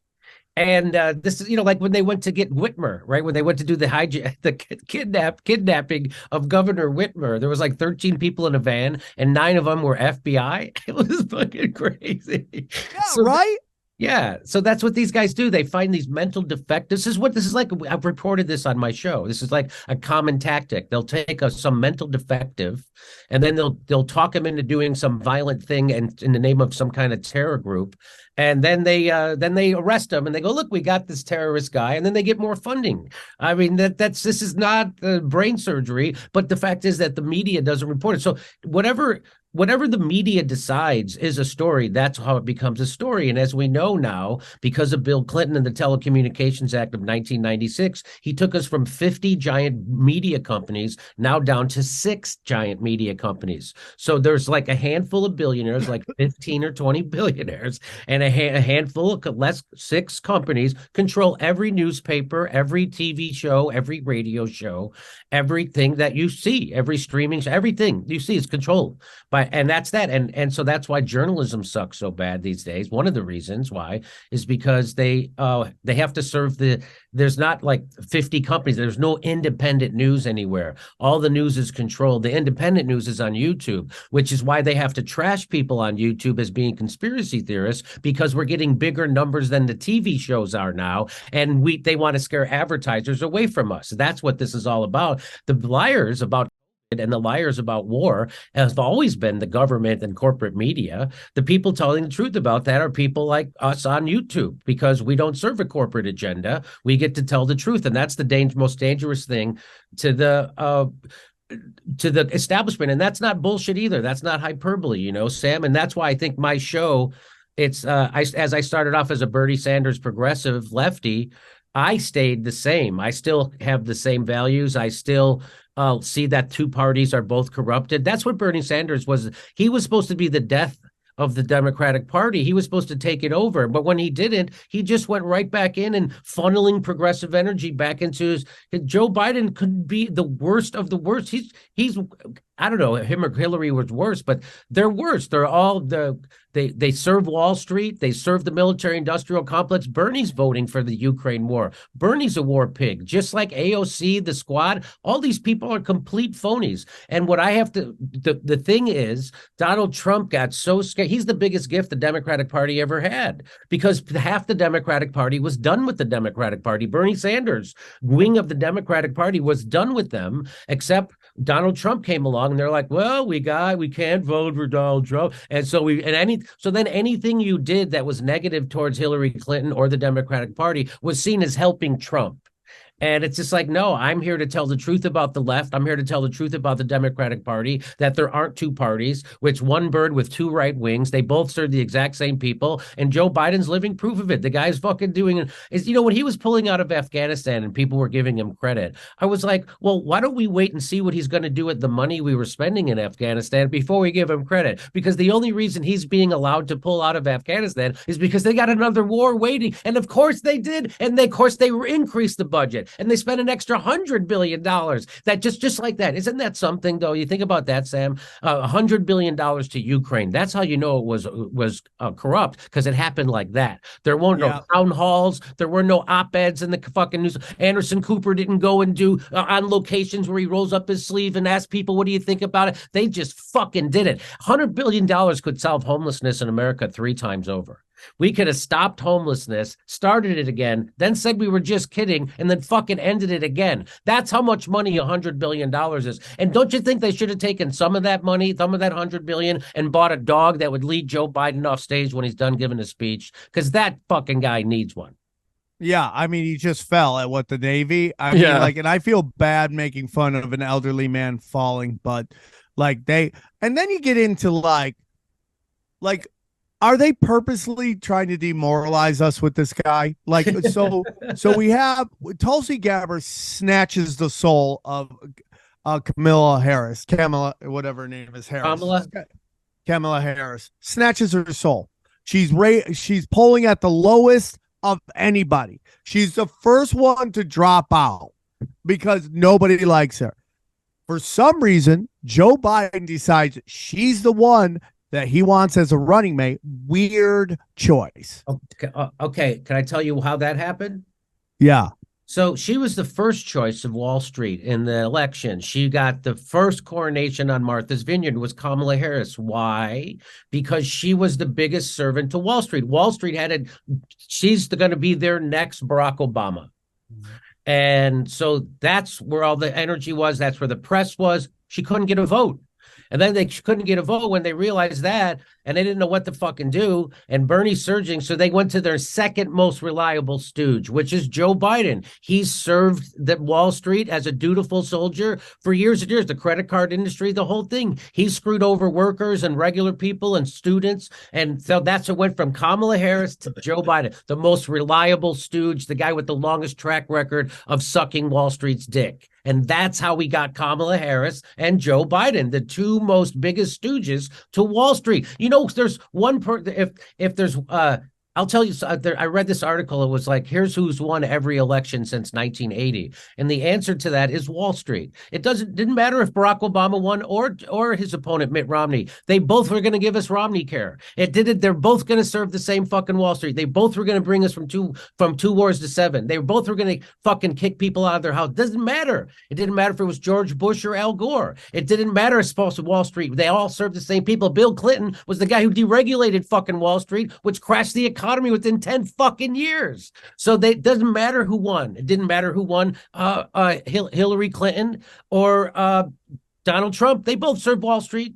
They win every fucking election. And that's what Bernie Sanders was supposed to put an end to. But you see what he's done. He's betrayed his progressive movement. He's taken that energy. He's turned it back into a pro-war, anti-worker fucking party. And unbelievable. And so the people who used to follow him, they don't know what to do. So they go follow him back there. And I keep trying to tell them Bernie's a fucking cuck to power. And they called me a right winger. He's voting for war. He's supporting Joe Biden, the biggest, most conservative president we've ever had.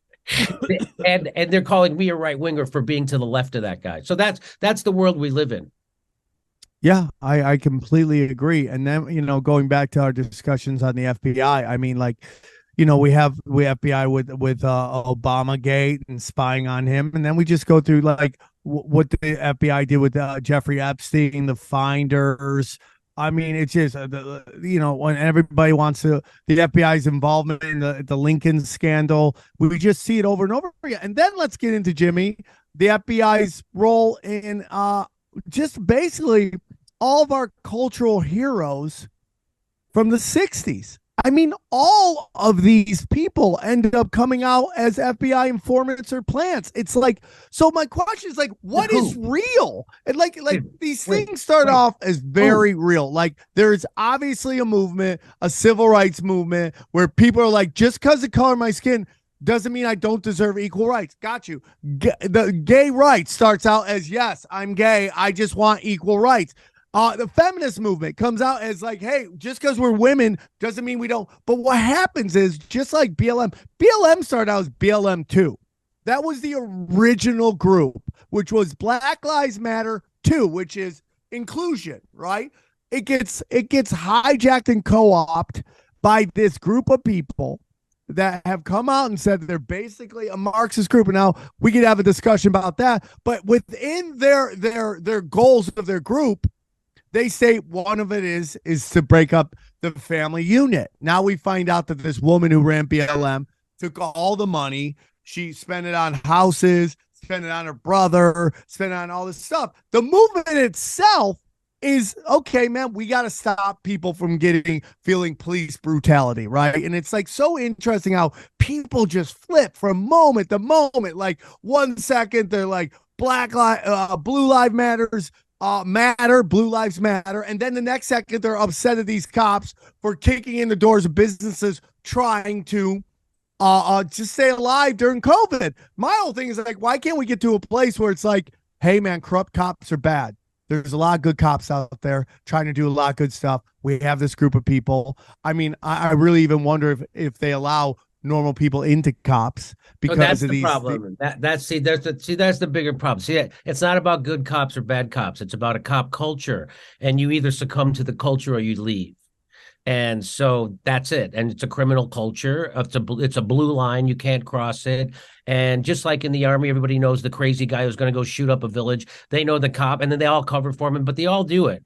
So we need to reform the way we do policing in America. Right now, the police chief dictates to the city how they're going to enforce laws. What we need is the people to dictate to the police how we want them to enforce the laws.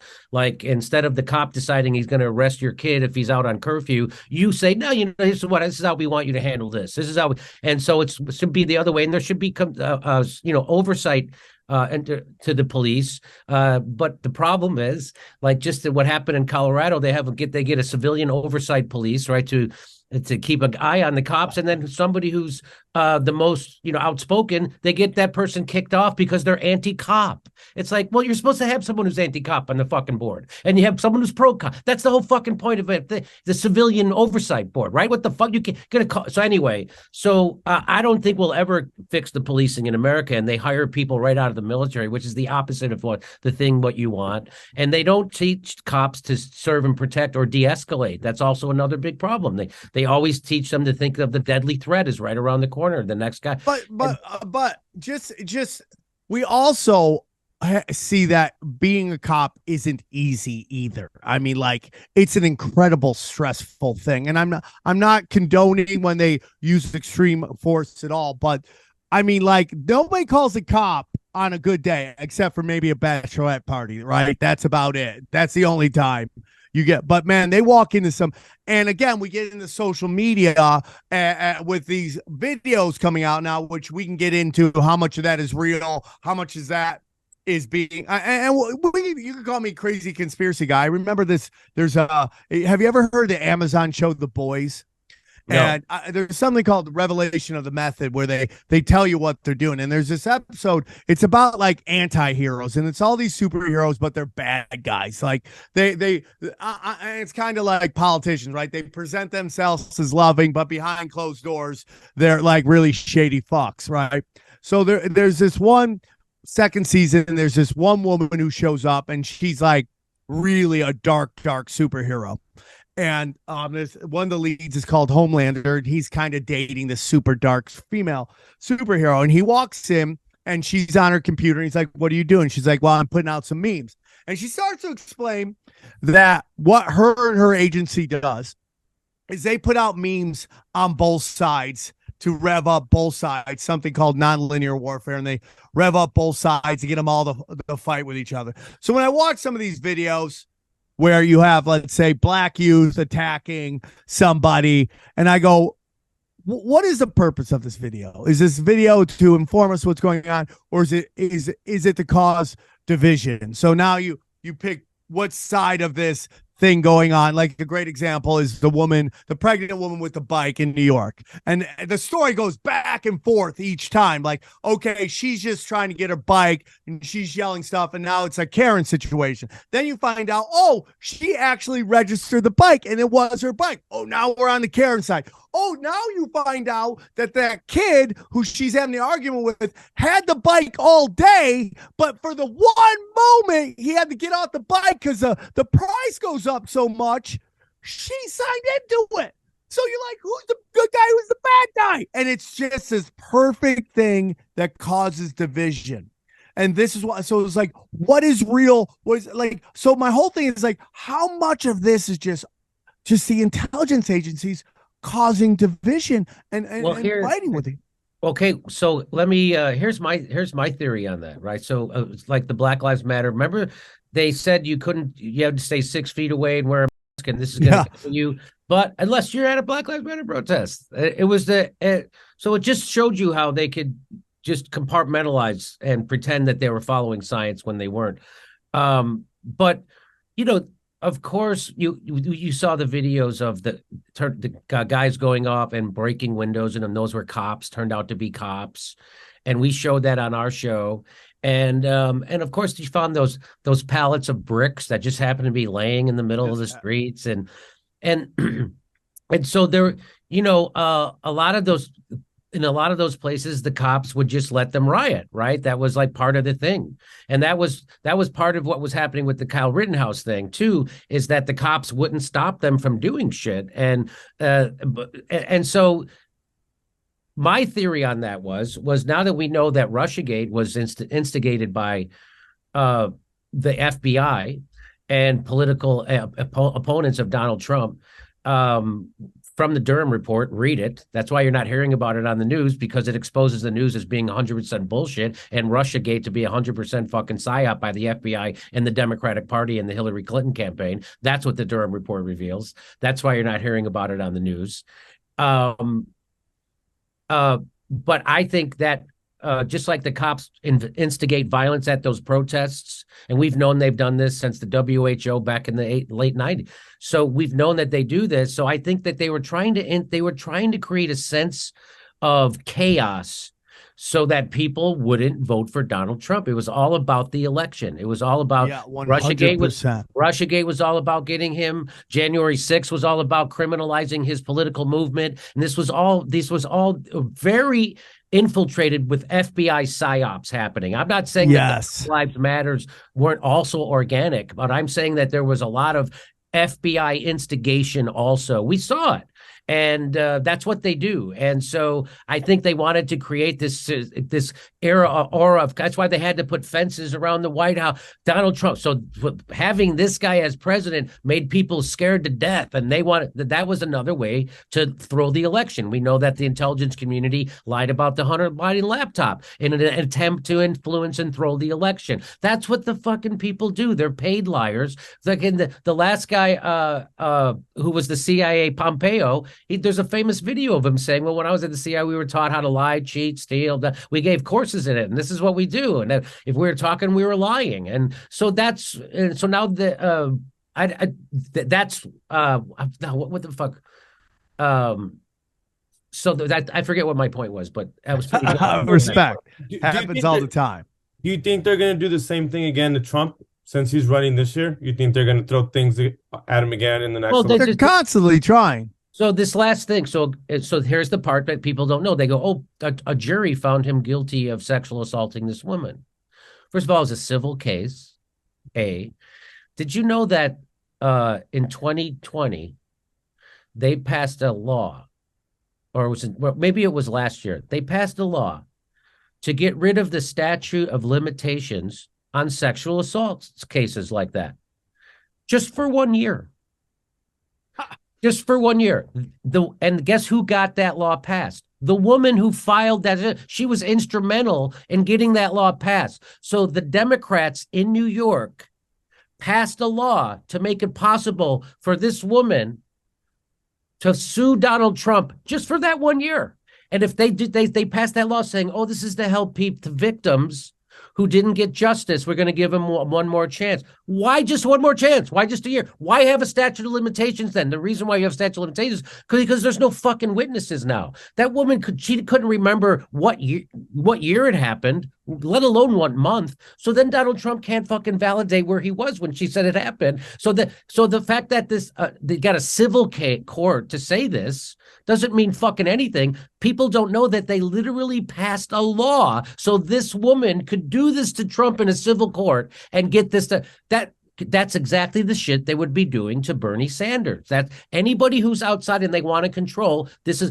Oh, by the way, so when Donald Trump, the reason why they hate Donald Trump is because he told the truth. He told the truth that there's a deep state that's been running things. And that when he's a game show host, that's hilarious. When he's the president of the United States, the rest of the fucking world sees that. The president of the United States just said there's a deep state that runs everything. And then the second thing was when they asked him, hey, why are you leaving troops in Syria? And he said, for the oil. They're like, you can't fucking say, he goes, no, it's our oil. We're taking the oil. That's the president of the United States telling you what our foreign policy is really about. And they can't have it. It wasn't that Donald Trump lied. If anybody fucking thinks that people in Washington, D.C. are upset with a politician because they're fucking lying, I got a bridge to sell you. They were upset that Donald Trump told the truth once in a fucking while that you weren't supposed to tell. And that's another reason why they hated him. And that's why they got rid of him. And so they're doing it right now. That fucking case was all ginned up. They had the other DA. He had that other bullshit case a couple of weeks earlier. That was at Bragg, the DA Bragg. He tried to get that. And everybody goes like, even CNN was like, this is a fucking bullshit. There's nothing to this. So that's enough. And the guy who helped do that case came right from fucking Joe Biden's Justice Department. People don't know this. Also, I revealed this on my show. I drew a direct line. No one else has gotten that.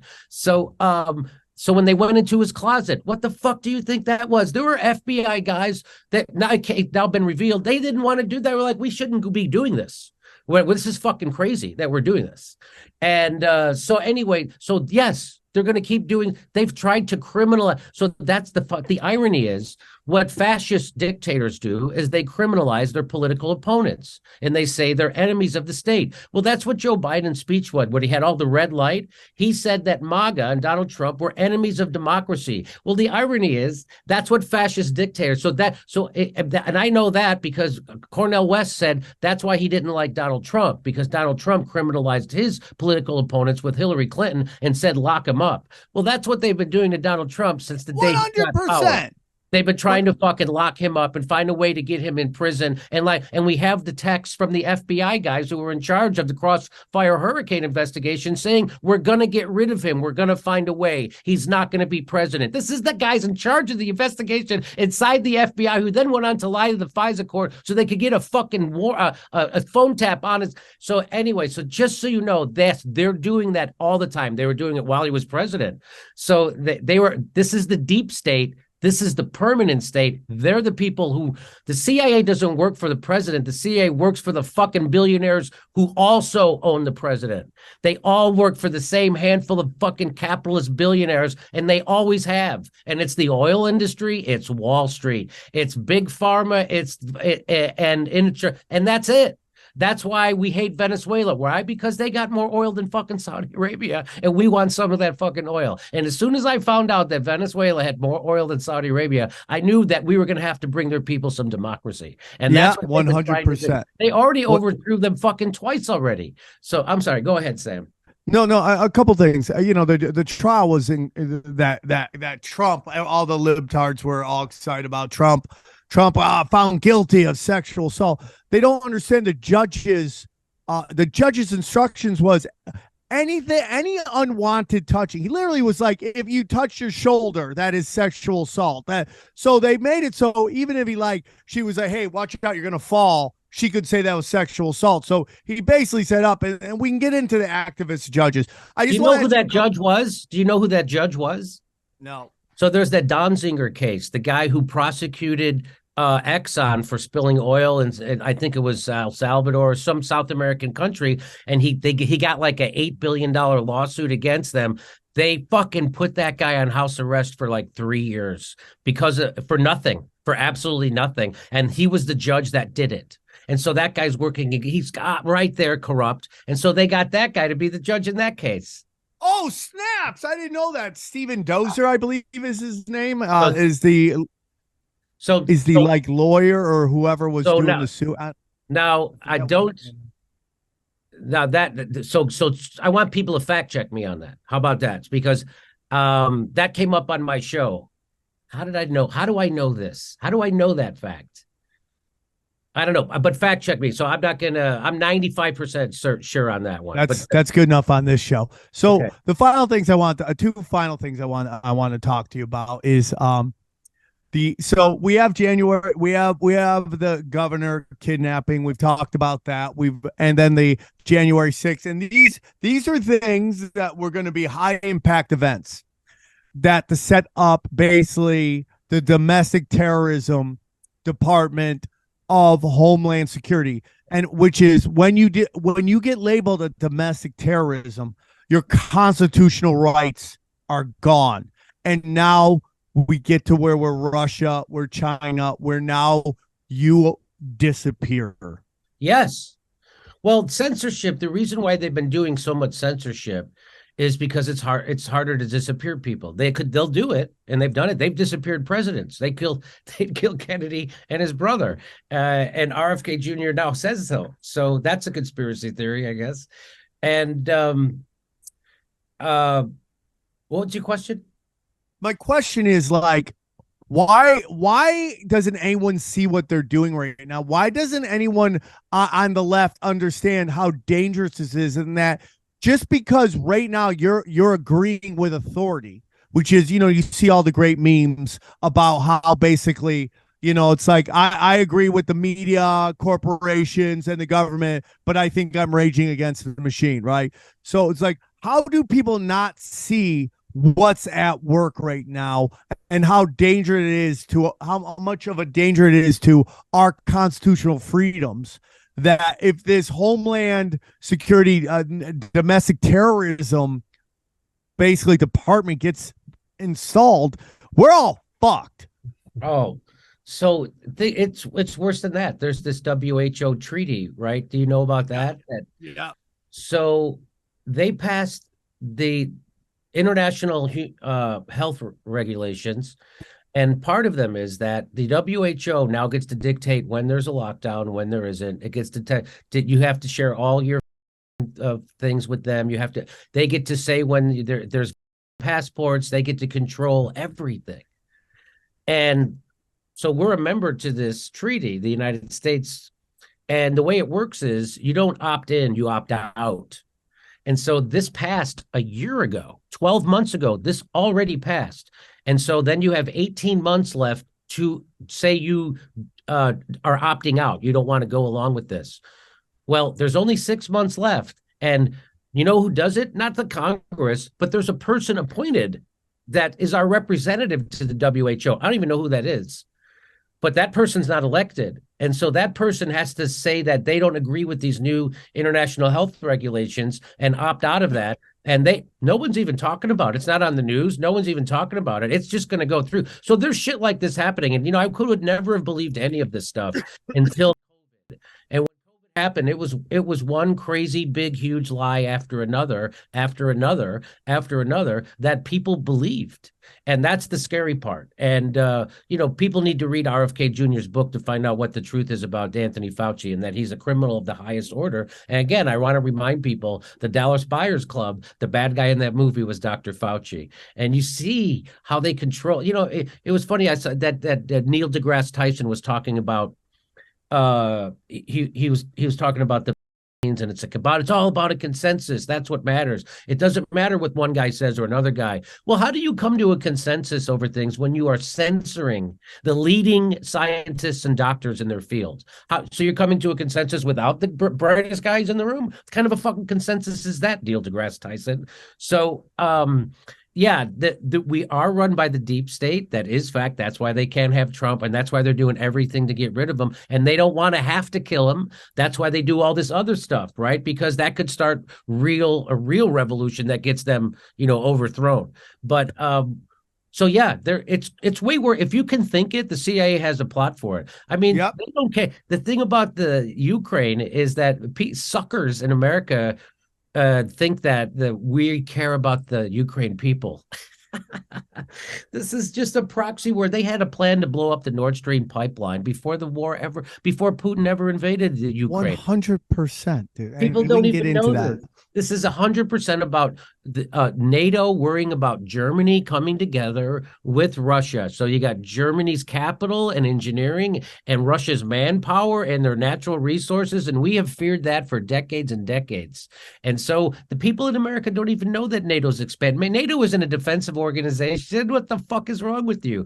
And so the reason why they keep adding all these countries into NATO is because when you join NATO, you have to give a percentage of your GDP to fucking to bombs and weapons. And who runs things? The guys who make the bombs and weapons, and the guys in Wall Street who invest in those things. And that's what we're being led by. We're being led by the banks and the military industrial complex, and now big pharma. It's all big one cabal. And they're trying to turn all these crazy conspiracy theories that they used to say were nuts from the 90s, even like the one world government. Well, it's all these people, they can't keep it as they're saying it right up. What about the WEF and Klaus Schwab? We didn't even touch on that shit. It's unbelievable. They're doing it right. The Bilderbergs, they fucking do it right out in the fucking open. It's amazing. And that's what Chris Hedges says about politicians now, that they lie, cheat, and steal, and they do it right out in the open, and nobody even gives a fuck. When Barack Obama came back into public life, the reason why he did it was to go give a fucking $600,000 speech to Wall Street, and he gave a series of them. He made like 3 or 4 fucking million. I mean, then they give him a $60 million book deal. Don't you not realize what the fuck this is? The guy owns some 48-acre estate on Martha's Vineyard. Isn't that where he lives? It's fucking unbelievable if you saw pictures of his house. This is the former president. I'm sure he's there to help people and working people. We are slaughtering people in Ukraine for the military industrial complex and the oil industry so we can sell more liquefied natural gas to Europe. Russia provided 40% of the energy to Europe, and we want some of that, and we don't want them. And so we didn't like the first Nord Stream pipeline, and they were building a fucking second one, and we couldn't stop them, so we blew it the fuck up, and we started a proxy war in Ukraine, and they admitted that they had always been planning this fucking thing since 2014. And people in America don't know that the CIA overthrew their democratically elected government in the Ukraine and got invented literal Nazis. Literal Nazis. This is all about economics. This was all about because the president of Ukraine wanted to cozy up economically with Russia instead of fucking European Union. And that's all this is about. Again, they're all bankers' wars. They're all economic wars. And if you think we're there to help the Ukrainian people, then you're the biggest bunch of fucking suckers since the last war that they are suckers, dude. So final 2 things. Here we go. So we've been talking a lot about Dr. Fauci, and a long time ago I sent you this FD, and I don't know if you ever. I just want to know if you were ever able to look into it. Well, I sent you this FDA's analysis of the CDC's response to the COVID and COVID testing, and one of the things I showed you where it had discussed where they hadn't isolated the virus to make the test. They were basically using the flu to make the test. The reason I bring that up is because you had sent me some stuff about Kerry Mullis that we were talking about before, and how his hatred of Fauci. And the reason I bring that up is because he had a big problem with Fauci's and their whole push on AIDS, because he had called up, and you couldn't find all these videos, and please fact check me, but he had called up the CDC, and the HLI or whatever the Fauci's company is called. I forgot what the name is. What's it called? The NIAID, I think it's called. You can find these videos, and this is him wanting to debate Fauci on HIV, and he had asked them to give him the data on the isolation of the HIV virus. Did you ever look into that? No, I didn't. Okay, I would love for you to do that, and we could have a conversation about that at some point. I would really love that. It's super interesting because Kerry Mullis did not like Fauci. He did not like how he handled HIV and the whole AIDS stuff. And did you hear what he's just recently said about climate change? Oh, dude. I mean, we can get it in climate change as well. Did you hear what he said about it? What did he say? Oh, okay, no, I don't want to paraphrase. So just there's a video I saw. I'm like, wow. He talks about how there's a study that says that has proven, according to him, and he says it's Big Shot University study that shows that the climate models that they've used to predict climate change have all been wrong. Yeah, there we go. See, that's why I like you, Jimmy. You're coming along, dude. You're getting it. You got to look into the Club of Rome. You got to look into carbon tax. Carbon taxes do nothing to actually stop carbon emissions. What it actually does is you basically pay the Club of Rome all this money. That's all you're doing. And you could sell. And some places that don't put out as much carbon, they could sell their carbon credits to someone like China. You gotta look into it. It's crazy. Someone who we've had some problems with lately, Dr. C0vid, does an amazing video breaking down on how the Paris Climate Accord is just about stealing money. That's all it's really about. Will you see how the WEF and how they're implementing, hey, we're going to fight climate change by taking Dutch farmers' farms away? What? Yeah, there we go. You're getting it. That's how you're going to fight fucking climate change? That sounds like bullshit to me. That sounds like you're going to own nothing and be happy and eat bugs while I eat veal and fuck 100%. It's all about crippling economies. You'll never get to net zero. It will never actually happen. And if you actually study how much humans see here's the thing, Jimmy, and then I'll ask you my last question. They want you to confuse pollution with climate change, right? If you actually look at how much CO2 humans put out of the entire amount of CO2 that's out there, it's like a fraction. It's like the smallest number. It's just not real. Pollution's awful. Overpopulation. We're having a depopulation problem. I mean, you could see Japan, China, their populations. America's population is going down 20%. The overpopulation. No, dude, all that is just about being able to control you, sticking you in these 15-minute cities. They don't want you to travel anywhere. They don't want you. So if you're in a 15-minute city, they can control all the information that you get, and they can bombard you with kind of what we're talking about with social media. Just heighten your anxiety. You're more manipulated. I love it. I always want to go only as far as you want to go, Jimmy, but I would tell you to look into what Mullis was saying about them isolating the HIV virus, and you might want to study something called germ theory, but versus terrain theory. You study it. We'll get into it. I don't want to get too much into it, but my final question is: we see these world class cities just being what we're told is being annihilated. Now, I'll tell you, Jimmy, during the height of the whole BLM and Antifa riots, I was one of the few people still doing gigs on the road. I go to Portland. Portland, according to the news, is just burning. Everything's burning down. Everything is just chaos. Right. I go to Portland. I have friends there. Chicago too. They have a podcast out there. They're opening for me. I'm like, dude, are these riots crazy? They're like, man, we haven't seen a riot yet. I go, it's impossible. So after a show, I go, let's go find a riot. So we started just driving around.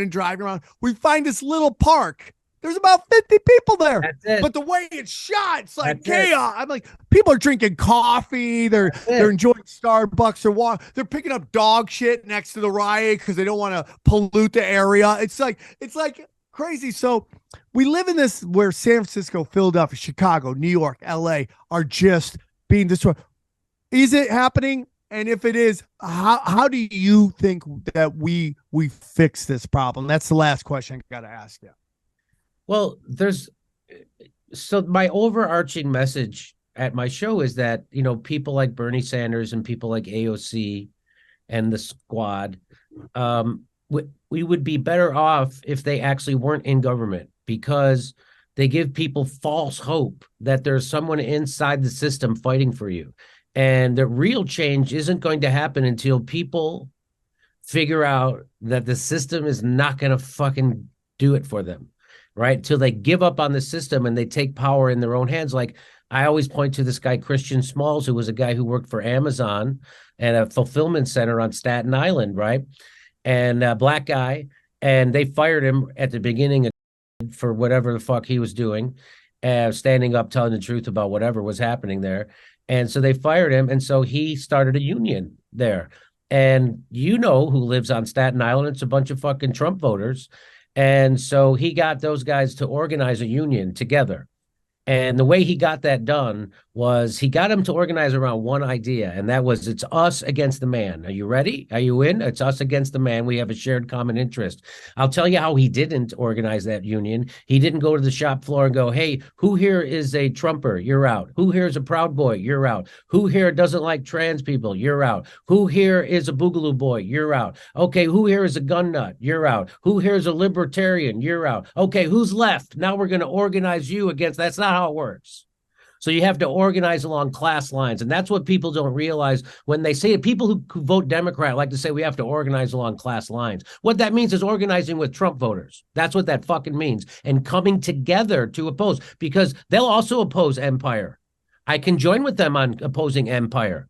Bernie Sanders joins with Representative Pete Lee to oppose the Yemen war. Why can't I join with those people to oppose the Ukraine war and the Afghan war and the Libyan war and every other fucking war? Why can't, and the coming war with China? Why can't I? So that's the only thing that's going to save us, is people give up on the system, come together, get in the streets, shut shit down, form unions, and fight back against power with our power, and stop voting for this two-party duopoly. I told people to stop voting, to stop supporting, donating to, and voting for Democrats, because that's what got us to Trump. We started doing that at every election. Wall Street went against, and voting for what you think is the lesser of two evil actually isn't the lesser of two evil. Bill Clinton was not the lesser of two evil. George Herbert Walker Bush tried to pass NAFTA. He couldn't. It took a Democrat to give the blue dog Democrats cover to vote against unions. And that's what. Yes. So that not Barack Obama was not the lesser of two evil. He was able to do way more horrible shit than they would have let. So when Trump became president, I told people, I go, the good thing about Trump becoming president is now everybody's going to realize what horrible shit our government has been doing in a bipartisan fashion, because now everybody's paying attention, and the press is going to tell the truth about Trump. Well, they only told part of the truth about Trump. They never told you all the horrible shit he was also doing. In fact, when he did do the horrible shit, like when he bombed Syria, they said, oh, he's finally president. That's what they said. So they weren't going to actually tell you the truth about the horrible shit. But people did find out that there were kids in cages. They didn't know that before. People did find out when Trump banned the Muslim immigrants or the refugees at the airports. People found out that why are there refugees at the airports who are Muslim? It's because Barack Obama just spent 8 years bombing the fucking shit out of them. So they can't have people putting that stuff together. And that's why they had to get rid of Donald Trump. So the only thing that's going to save us is people giving up on the system and coming together like the truckers did in Canada and shutting down capitalism. There was a long time when capitalism helped lift people out of poverty, and now it's doing the exact opposite. It's inflicting poverty on people. Capitalism is what took over our government during fucking. That's the end stage capitalism. It becomes fascism, and that's why they're fucking silencing reporters. That's why they're getting rid of Julian Assange, not for lying, for telling the truth. That's why they get rid of Tucker Carlson, not for lying, for telling the truth. That's why they fucking give us strikes on YouTube, not for lying, for telling the fucking truth. And so people need to wake up to that. And what they see in the New York Times and what they see on CNN and Fox News is not the news. That is direct propaganda coming from a handful of fucking billionaires in a system that's been designed tried to prop that up and to suppress you. That's where we are with capitalism now. We're in called neoliberal fucking end stage capitalism. And that's why we got people living under every bridge and they're sending $100 billion to another fucking country. By the way, the most corrupt country in fucking Europe. And there's no oversight. They don't even know where that fucking money's going. Anyway, so people have to shut shit down like the truckers did. And do you see how insidious the fucking corporate news is? They got people to believe that freedom fighters, the truckers who were vaccinated at a higher rate than the general population of Canada, they weren't fucking protesting medicine. They were protesting goddamn draconian authoritarianism, and they were fucking right. And the goddamn media got them to think that a bunch of freedom fighters were a bunch of Nazis, and a bunch of Nazis in Ukraine are a bunch of fucking freedom fighters. That's where we are in this fucking goddamn country. People think that our government is regular corrupt, like Trump got his kid a job in Saudi Arabia or Biden got his kid a job in Ukraine. No, the whole fucking thing is corrupt. The whole budget. You know how much $800 billion in a military budget is corruption? About $800 billion of it. We don't have any fucking enemies we haven't created. All right, I could talk all day, but I really appreciate you having me on. Thank you, Jimmy. Go to his website, jimmydore.com. Check out his new special. COVID Lies Are Funny. It's a great special. I mean, dude, it is wordsmith craftsmanship, and I really do appreciate you coming on anytime, all the time, Jimmy. I love you. Thanks for coming on the show. Guys, check out, again, buy your tickets. Tomorrow, Saturday, I'm in Louisiana, and then San Diego next weekend. And then check out our new affiliates and check out these sneak peeks of some of these episodes that I do on my other podcast. So enjoy it. And I hope you enjoyed the show. Enjoy these sneak peeks. Here's a clip from the latest Broken Sim. Johnny, are you into simulation theory at all? Yeah, of course. Do you ever think that maybe like we are the video game player of our higher selves? It's entirely possible, yeah. So, like, what if, like, you at your darkest secret, Johnny, like your darkest moment, you know what that is in your head when you did some weird shit and you're like, oh, God, I hope nobody ever hears about that, right? Some weird shit. Let's just there's probably dozens of those, yeah. Okay. For sure. If that higher self, that means somebody was playing a video game and made you do weird shit where you like did weird stuff with some of the farm animals on your farm or whatever. His higher self is like, I'm going to have this guy drink nothing but Bud Light. yeah, I got it. Right? I see what you're saying. Yeah. Right? It's like, I'm going to have this guy drink nothing but Bud Light. Wait, you know what happened? I bet some guy just fell asleep on the keyboard up there. Yeah. You know? And he's just like, he's hitting the button for drink a bud, drink a bud, drink a bud. He fell asleep and it just like, he's drunk from drinking the higher self's version of Bud Light. Right. Yeah. Now he's passed out on the keyboard and it's just like, drink Bud Light. Drink Bud Light. It's just his brain is like redlining down here in this world. He's like, why the fuck is this guy making me drink Bud Light? Oh my God, I want some more Bud. No, drink Bud Light. Drink Bud Light. Hey guys, I'm quitting coffee. And I'm going to openly be on the record because now you're on the record of wanting to beat kids. Beat kids, yeah. That'll come up in court. Yeah, anytime you go to court, you're fucked, bro. That's so funny. This guy, and I think this is something I'm surprised we haven't had more of this. Yeah. And I want more of it. Yeah. People calling us for advice. Okay, let's do it. This is a section we call bad advice. No, it's good advice. Bad advice. Good advice that could be bad. It's good advice, but it might be bad. It's so funny.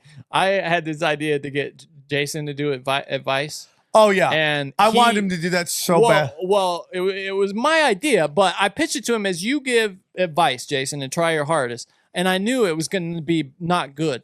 But then you came along and said, hey, Jason, how about you give him some of your shitty advice? And then Jason completely soured on the idea because you were like, what?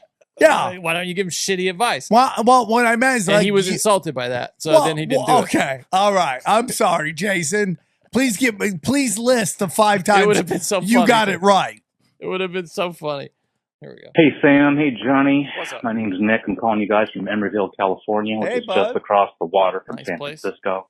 Hey, Sam, really quick, man. Love seeing you in Reno. I was there for the 6 o'clock show on that Saturday night. That was you the were really best cool show. with all my friends and stuff, man. You took a photo with us at the bar and talked with us for a minute. It was really cool seeing you that night, man. Anyway, gentlemen, the message I have for you today is I have a potential atrocity, maybe even a potential social atrocity, if you would. I'm listening. You see, gentlemen, I've been going kind of hard in the paint at this California State Senator, Scott Wiener. Perhaps you know about him. He is a pro-LGBTQ person here in California who is responsible for such heinous bills as SB 145 regarding lowering the requirements for sex dad farts registry or Sam came in today. I'm just like, I can't stop farting. Whatever it is. Fuck that guy. Fuck that anyway, guy. I've been going extra hard in the paint at this guy on Twitter. And my fiance's best friend, who is just uber progressive, fucking follows me on Twitter. I totally forgot. She saw me talking shit to Scott Wiener on Twitter. She now thinks I'm a fucking bigot.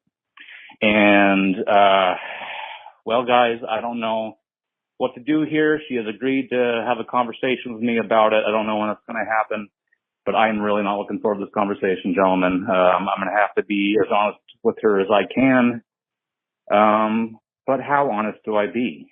You know, what I really want to tell her is that, you know, this whole thing's a fucking sham. This gender ideology shit, which she gobbles right up, is just fucking bad for children. And I don't know how to break it to her because she has a non-binary. So that's about it. It's his fiance's best friend. Non-binary what? Child. Oh yeah, you're just effed right there. So it's his fiance's best friend. Yeah, I mean, you don't get into it with your fiance's best friend. Well, you don't have to listen. This isn't high school, okay? You don't have to be friends with everybody. Yeah, but you don't have to get into it. So listen, I know people that are very close to people I'm very close with that had real issues with me during the whole situation. That doesn't work, but Jackson, yeah. Jukeson during the whole Jukeson situation. You can beep that if you want. And you know how I handled it? I didn't engage in it. I just didn't engage in it. You know, I don't think you need to be friends with everybody. Okay? And guess what? If she's going that way, I'm sorry, everybody. I'm sorry. I believe that kids can be whatever they want to be. All right? Once they turn 18, they can go and light themselves up like a Christmas tree. I have real issues with parents who push their political views on their children, and I don't need them in my life. That doesn't mean I'm going to be mean to them or disrespectful to them or go on my way to make them uncomfortable. I'm just not going to engage with them. And you don't have to engage with them. I'm going to be honest with you, Johnny. How often do you hang out with your girlfriend's friends? Never. You don't have to. She wants to, but yeah. Hey, Susie wants to hang out. I'm good. Really? Well, you don't want me, my friends? I'm cool with your friends. You know your friends don't. We don't agree. I just don't want to cause any problems. Well, I'm uncomfortable. Are you uncomfortable in the house I'm paying for and all the stuff I'm working on? You know I'm going to die earlier than you. Why? Because I'm working my ass off. So go hang out with your friend and her non-binary kid and have a good time. While daddy's over here trying to save America, okay? Yeah, don't say all that, probably. I would. To your fiance. Wait till you're married. Okay, but here's the whole thing. It's just like, let people live their lives. Your job isn't to tell. And if they don't like you, they don't like you. Okay? That's it. It's just like, if you're a good fiance, good man to your woman, that's it. I mean, like, man, this is not high school. It's not a popularity contest. The older you get, the smaller your world gets. The smaller amount of people in your life, you move the fuck on.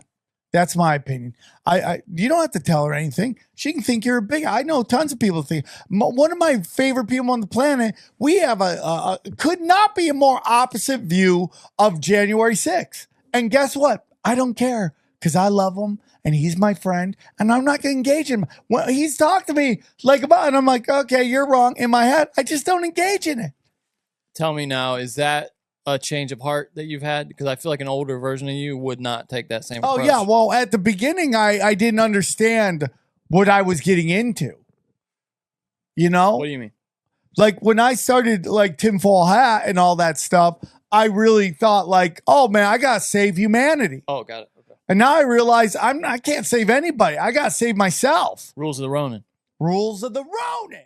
And here's a quick sneak peek of Conspiracy Social Club. Enjoy. Look at Islam in the context of modern day Islam with a lot of the countries that have been brutalized by their own military dictatorships. Yeah, by I totally agree with geopolitics. this. You did have an extreme element. The Muslim Brotherhood in Egypt was born in the torture chambers of those prisons. Lawrence Wright talks about that. You are going to have radicalized young men when they have nothing else to live for. They are going to glom on to the most extreme elements and they're going to interpret it. Jihad. Yeah.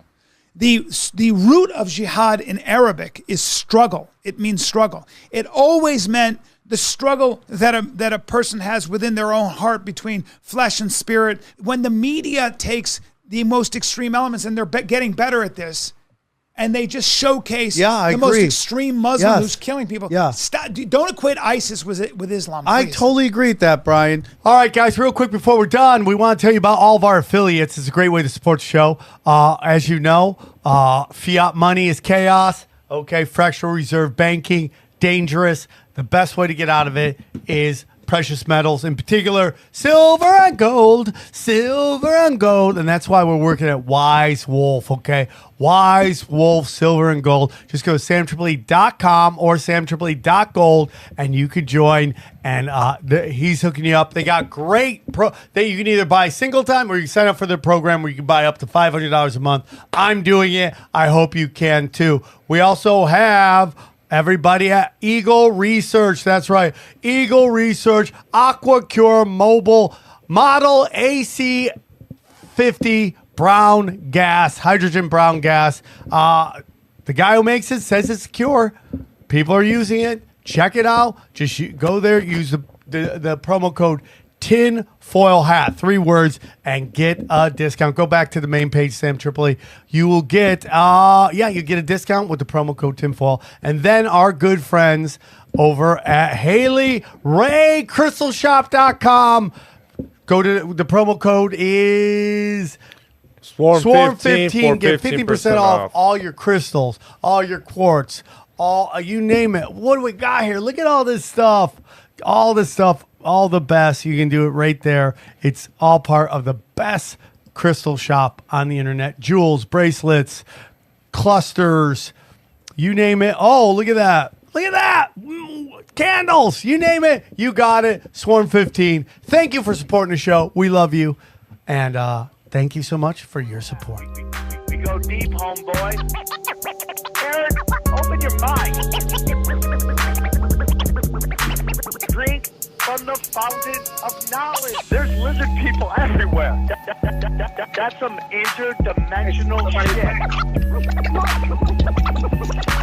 Wake up, Aaron. This is only the beginning. Dude, you just blew my mind. Tinfoil hat.